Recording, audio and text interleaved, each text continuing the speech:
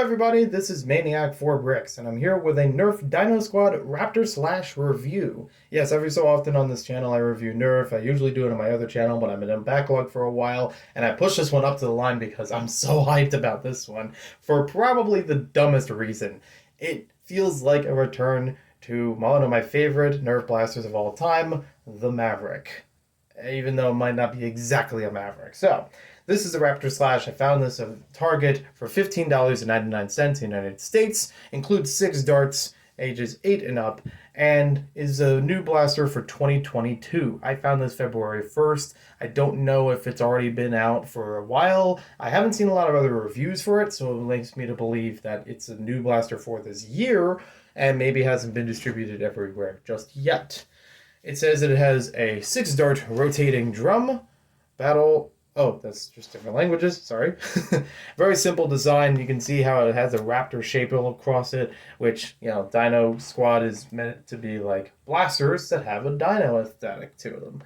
Because if it's one thing that NERF does well, it's their cosmetics. They really have a good way of drawing you in by the design of the blaster, even if the mechanics can go in all different directions. Priming slide, 6-dart rotating drum, slam fire. They put it on the box! Wow! Because they don't always do that. You just kind of find out by accident. They also mentioned ones from last year, like the Stego Smash and the Rex Rampage. I have neither of them. I've been curious about the Stego Smash for a while, and I only own the Triceratops one, but I got that one used, so I don't have it, you know, brand new performance-wise to doing its own video. But if you want to see more about that, be sure to subscribe and let me know in the comments below for more NERF reviews. Or check out my other channel, Maniac for Bricks More, where I have a lot of NERF stuff already posted. Or the playlist down in the description that shows across both of them. Alright, let's get this bad boy open. This is probably not going to be as hyped as I want it to be, because I imagine that this is not a revival of the Maverick. They've done revolvers, 6-round revolvers for a while. They even have ones for Elite 2.0 now that are the Commander and the Eagle Point, I think it's called, that came out this year. So this one is probably going to resemble more of the Commander, one of the more recent versions of that. No bag for the darts. They just fall right out of the box like that. So careful if a box got damaged in the store. If it didn't already like rip out the side or something. Then we got some twine. A clip there. To free it. No instructions. Oh wait, there are the instructions. It's on the bottom of the box. No actual paper instructions, I should say. They've been pulling back on that for a while. Slam fire, hold trigger down, and move slide back and forth. So 1, fit the darts. 2, pull that back. 3, press the dinghy. There's also another little box in here, but I think that's pretty much to hold the thing in place because it feels pretty empty. Nothing else underneath. Alright, away with your box. This feels good. I have, if you're comparing to gloves, I'm like a size large, but I wouldn't say that I have like the largest hands ever. This is oh, so good. I like that it has a wrap around it, kind of like the Zombie Strike blasters do, but without actually adding too much detail. It's still very smooth, very good feel on it. I also like that the grip guard is kind of its own like giant raptor tooth, like maybe a claw or something. Kind of like what like Alan Grant holds in the beginning of Jurassic Park, you know, at the excavation, that kind of tooth.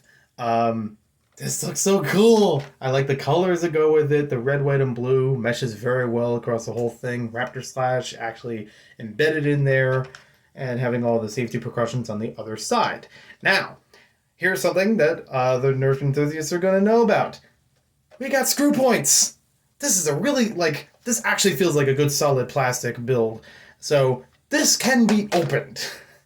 I will probably have to try it in a separate video to see how well it can be opened, if anything will break along the way, but as we know, between Alpha Strike, Elite 2.0, and even the Stego Smash that we mentioned earlier, you know, sometimes it's not easy opening them up without breaking some of the plastic, but this one feels so good. It's got a nice narrow profile as well. I love how the fins come across the top of it. I'm going to call them fins for right now because I'm not a paleontologist.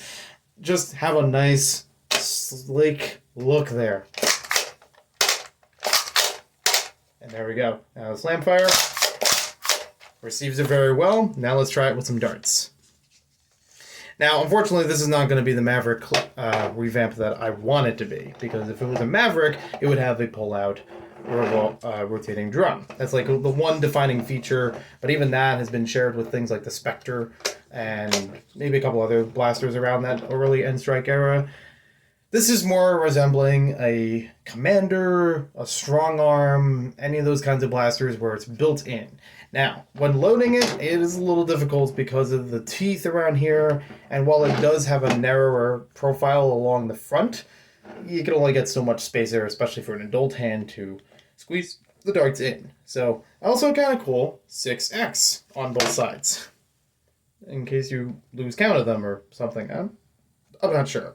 No tactical rails to speak of, no barrel attachment, no stock attachment or anything. This looks like a button, but it does not operate. It's just special molding in the plastic. And this almost feels like a softer plastic than the rest of it. Maybe something about like the paint job on it, I'm not sure. But also seems like a thing that could be very dirty very easily. So I'll be careful with that. I literally shot myself in the foot even though I wasn't aiming for that. I aimed for the wall. So yeah, I don't have the range because I'm literally recording this in a bathroom because it's the best audio I can provide at this time. And the best way I could record this literally hours after receiving or buying it in the store. So I'm doing the best I can. But as far as range goes, I don't know if this is really going to be a stellar hit. It feels like the prime and everything feels like a very standard pistol. Nothing that would seem out of the ordinary from like a Strong Arm or Disruptor or anything like that. Now we'll go over to the chronograph. For the chronograph, we'll go over to us. So we can test out the FPS, the other number that everybody likes. If the thing will stand up, please. Thank you. Let's line it up. Oh wait, set it the right way. There we go. Don't worry, I'm a professional. No reading.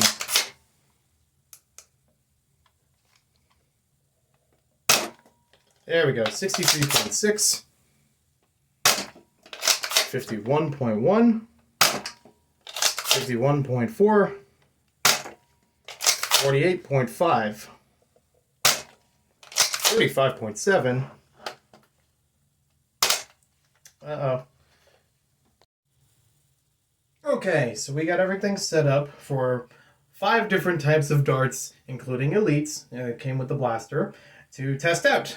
So let's see what works very well. I am thorough, even though some of these are less desirable options. We'll be testing 5 darts in each one and get the average. So we have 61.9, 64.2, duplicate 64.2, 61.9, and 62.6. So with elite darts, it's kind of hitting low 60s, which as a pistol is not that bad.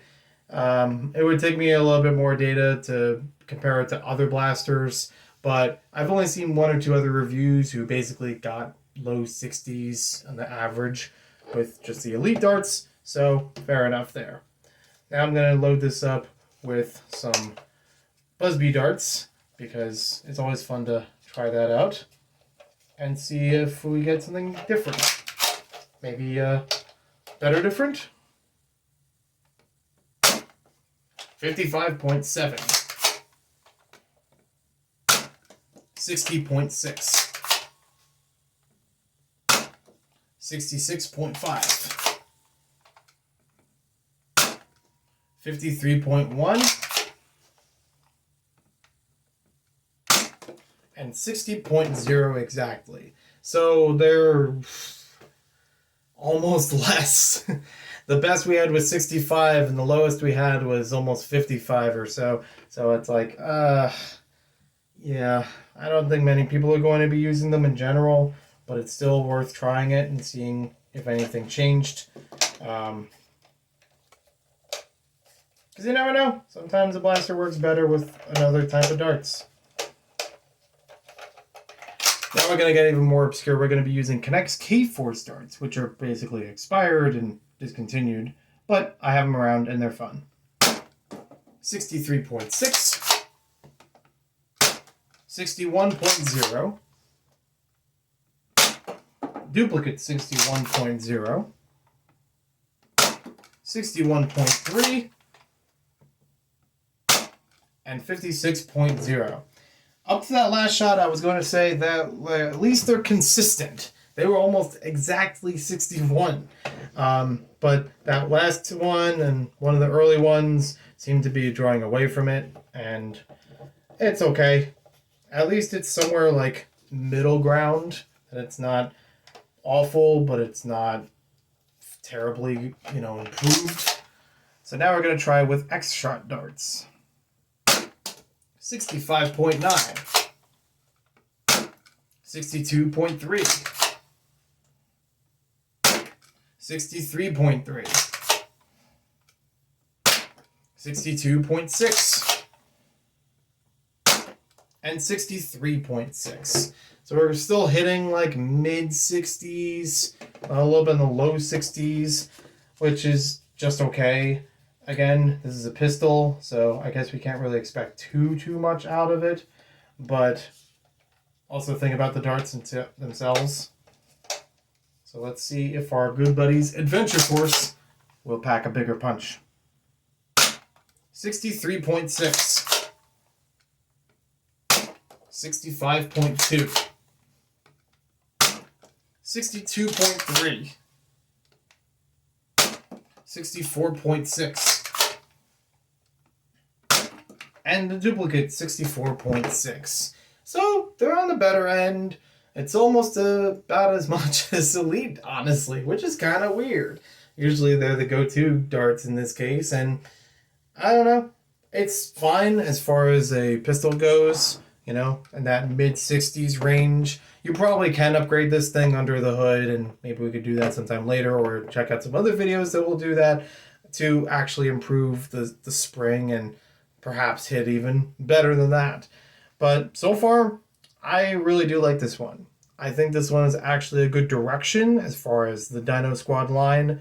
This is kind of your standard pistol blaster, which I feel like they could have done in the first round because they only put out 3 last year and in the beginning of the year. It's like, outside of a Super Soaker, what else are you gonna do with that? And this is the necessary thing to do with it.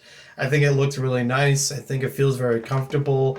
Of course, it's not the Maverick that I wanted it to be, but it's not bad either.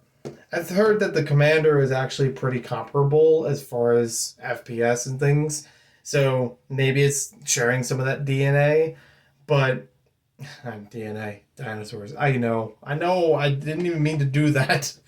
But it's still kind of a fun thing, and I'm glad that it's not compromised as far as Slamfire. Having that available is always a good option, just in case you need it, and I do like it when it is available. I do like that it's included. So this is a pretty decent blaster, feels really good, it does the job. It's probably not too much improved from your other Disruptor or any other revolver pistol, but it looks really nice. And it feels really nice too. So for $15, I think it's all right. I don't know if I could really say it's much better than other revolver options because there's not a lot of other ones out there. There is the Elite 2.0 Eagle Point at 20, but that's a bolt action and designed to be more like a sniper, but still fundamentally works like this. There's the Commander, which is about $12 to $15. Which again, I don't own it, so it's kind of hard for me to judge it that way. But if you have experience with any of those blasters or even older ones, like maybe even back to the Spectre, let me know in the comments down below and how that compares in your opinion. And if you'll be picking this one up as well. So thank you for watching this video. Hope you guys enjoyed it. If there are anything I need to improve on here or you'd like to see in another video, let me know in the comments down below as well. It was also fun sharing about those different types of ammo with you, which I will be doing in other videos as well. So be sure to like and comment and subscribe, and hope to hear from you sometime later. Also, I may or may not have shouted out Brett and both of us wanting the Maverick to come back in the Icons line, and this is probably as close as we're gonna get, but we're not getting the pop-out cylinder like the Maverick has. My bad. I thought it might do that, but it's still a nice option. And he does already like his Dino Blasters. I will be reviewing some other ones from the X-Shot line and perhaps from NERF sometime in the future. So, again, thanks and take care.